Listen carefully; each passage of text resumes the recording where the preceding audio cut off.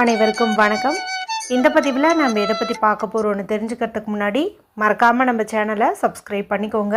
பக்கத்தில் இருக்கிற பெல் பட்டனையும் கிளிக் பண்ணிவிட்டு ஆளுங்கிற ஆப்ஷன் கொடுத்துட்டிங்கன்னா நான் போடுற வீடியோக்கள் எல்லாமே மிஸ் ஆகாமல் நோட்டிஃபிகேஷனில் வந்துடும். இந்த பதிவு மிக மிக முக்கியமான பதிவு அப்படின்னே சொல்லாங்க.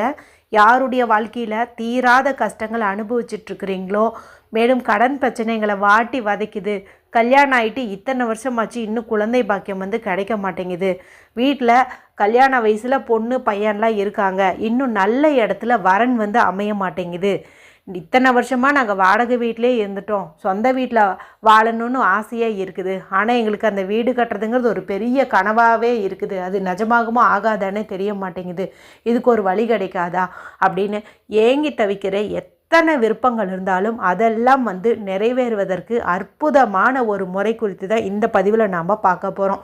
இதை நீங்கள் செஞ்சீங்க அப்படிங்கும்போது நீங்கள் கேட்டதுக்கு மேலேயே வரம் கிடைக்கும் அப்படின்னே சொல்லலாம். நம்ம கேட்டதை கேட்ட உடனே கொடுக்கக்கூடிய தெய்வங்கள்னு நிறைய உண்டு. அதில் கலியுகத்தின் கண்கண்ட தெய்வமான முருகப்பெருமானை நம்ம முன்னிலைப்படுத்தி சொல்லலாம். முருகப்பெருமான் வழிபாட்டுக்கு உரிய திதி இருக்குது, நட்சத்திரம் இருக்குது, கிழமை இருக்குது, மாதம் இருக்குது. இருந்தாலும் வருஷத்தில் ஒரு 48 நாட்கள் நம்ம முருகப்பெருமானை நினச்சி விரதம் இருந்தோ விரதம் இருக்காமலேயோ வீட்டில் ஒரு தீபம் ஏற்றி வச்சு வழிபாடு செய்யும்போது அது எப்பேற்பட்ட விருப்பமாக இருந்தாலும் நிறைவேறும் அப்படின்னு சொல்லலாம். அந்த 48 நாட்கள் அப்படிங்கிறது தைப்பூசத்தோட முடிகிற மாதிரி நம்ம ஆரம்பிக்கிறது இன்னும் சிறப்பான பலனை கொடுக்கும்.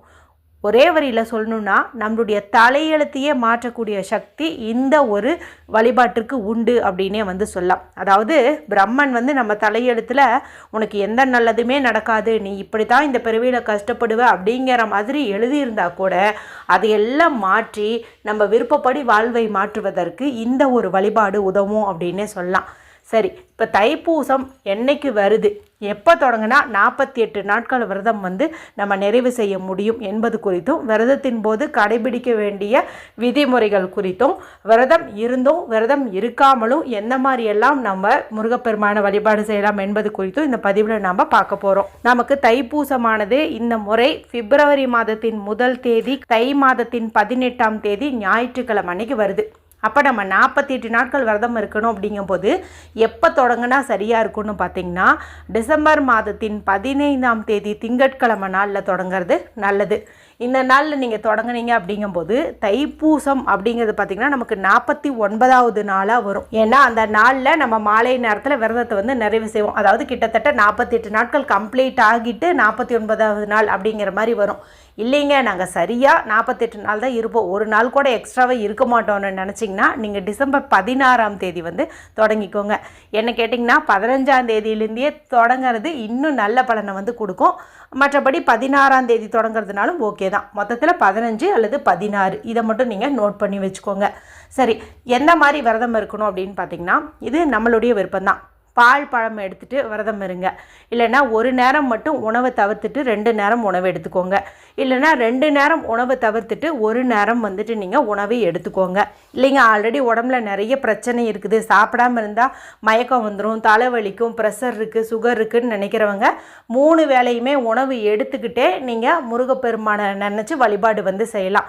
எந்த மாதிரி வழிபாடு செய்யணும்னா, இப்போ முதல் நாள் அன்றைக்கி நம்ம வீட்டில் முருகப்பெருமான் படம் வச்சுருந்தோம்னா அதை தூய்மைப்படுத்திட்டு ஆறுங்கறி எண்ணிக்கையில் சந்தன குங்குமம் விட்டுக்கணும். இயன்ற நிவேதனம் ஏதாவது ஒன்று வைங்க, பால் பழம் இந்த மாதிரி எது வேணால் வைங்க. விக்கிரகம் வச்சுருக்கீங்க, வேல் வச்சுருக்கீங்கும் போது முடிந்த பொருட்களால் நீங்கள் அபிஷேகம் செய்யுங்க. ஏதாவது ஒரு நிவேதனம் வச்சுக்கோங்க.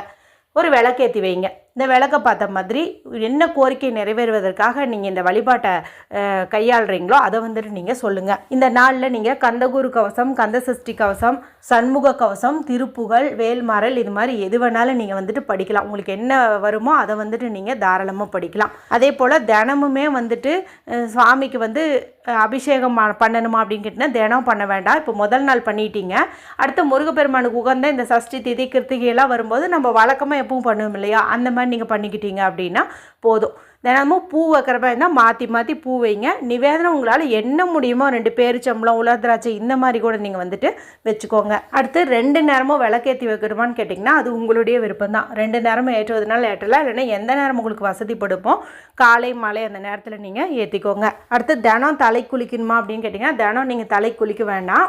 உங்களுக்கு சளி தொல்லை இருக்குதுங்கும்போது நீங்கள் அந்த மாதிரிலாம் வந்து ரிஸ்க் எடுக்க வேண்டாம். நடுவில் அதாவது இந்த 48 நாட்கள் விரதம் இருக்கிற நாளில் நீங்கள் பீரியட்ஸ் ஆகிட்டீங்க அப்படிங்கும்போது அந்த சமயத்தில் நீங்கள் வந்துட்டு தலை குளிச்சுக்கோங்க. அப்படி மாதவிலக்கான சமயத்தில் வீட்டு பூஜை அறையில் உங்கள் கணவர்கிட்டயோ குழந்தைங்கிட்டயோ சொல்லி தீபம் ஏற்றுங்க. ஆனால் நீங்கள் விரதத்தை வந்து அப்படியே வந்து கண்டினியூ பண்ணுங்கள்.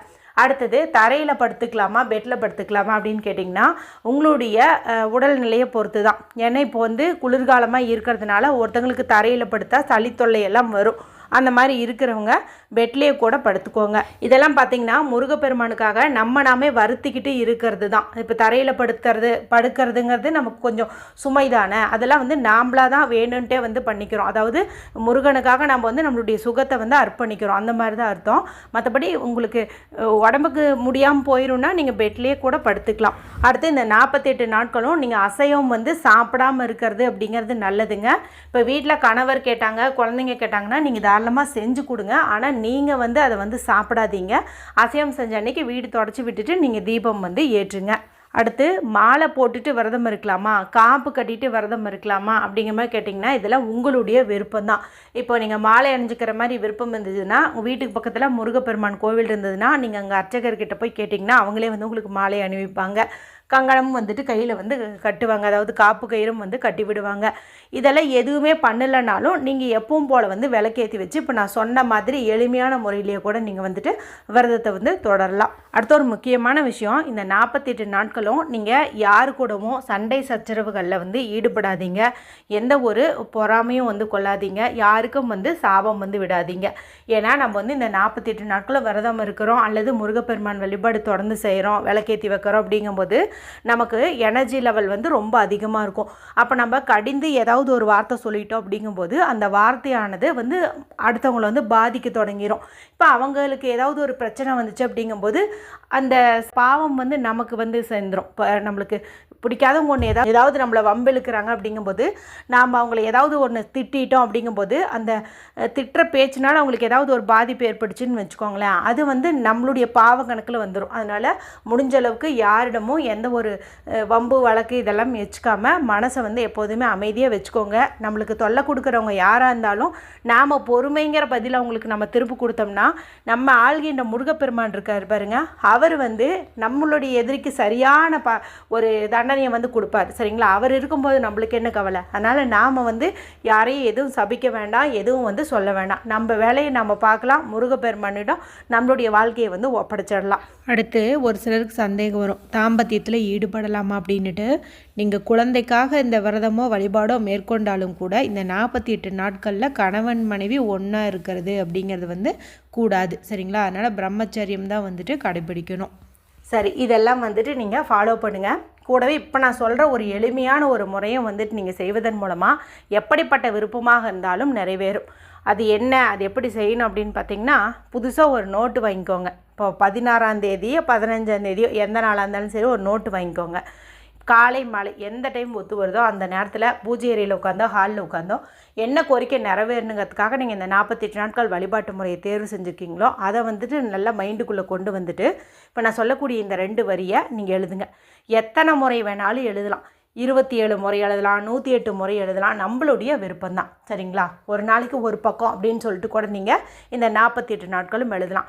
நடுவில் பீரியட்ஸ் டைமில் எழுதலாமான்னு கேட்டால் தாராளமாக எழுதலாம். அதில் எந்த தவறுமே கிடையாது. நீங்கள் தொடர்ந்து வந்து அப்படி 48 நாட்களும் இதே எழுதுங்க. ஒரு 2-3 முறை எழுத முடிஞ்சிச்சுன்னா கூட தாராளமாக எழுதுங்க. சரி, நீங்கள் எழுத வேண்டிய அந்த வரிகள் என்னன்ட்டு உங்களுக்கு ஸ்க்ரீனில் தெரியும், நான் சொல்லி காட்டுறேன். குருவாய் வருவாய் அல்வாய் குகனே, குருவாய் வருவாய் அருள்வாய் குகனே, குருவாய் வருவாய் அருள்வாய் குகனே. இதுதான். இதை வந்துட்டு நீங்கள் எழுதுங்க. எப்படிப்பட்ட விருப்பமாக இருந்தாலும் அது எல்லாத்தையுமே நிறைவேற்றி தரக்கூடிய சக்தி இந்த வரிக்கு வந்து உண்டு. இதை வந்துட்டு நீங்கள் எழுதுங்க. கண்டிப்பாக நீங்கள் என்ன நினச்சிங்களோ அது நடந்தே தீரும் அப்படின்னே வந்து சொல்லலாம். இப்போ இந்த பதிவில் ஓரளவுக்கு உங்களுக்கு நான் டீட்டெயில்டாகவே எல்லாம் சொல்லியிருக்கிறேன்னு நினைக்கிறேன். நான் சொல்லாத விஷயங்களில் ஏதாவது உங்களுக்கு சந்தேகங்கள் இருந்தது, ஏதாவது கேள்விகள் இருந்ததுங்கும் போது எனக்கு கமெண்ட் செக்ஷனில் கண்டிப்பாக கேளுங்க, நான் ரிப்ளை கொடுப்பேன். இந்த பதிவு உங்களுக்கு பிடிச்சிருந்ததுன்னா மற்றவங்களோடையும் ஷேர் பண்ணுங்கள், லைக் பண்ணுங்கள். மற்றும் ஒரு பயனுள்ள பதிவில் உங்களை சந்திக்கிறேன். நன்றி, வணக்கம்.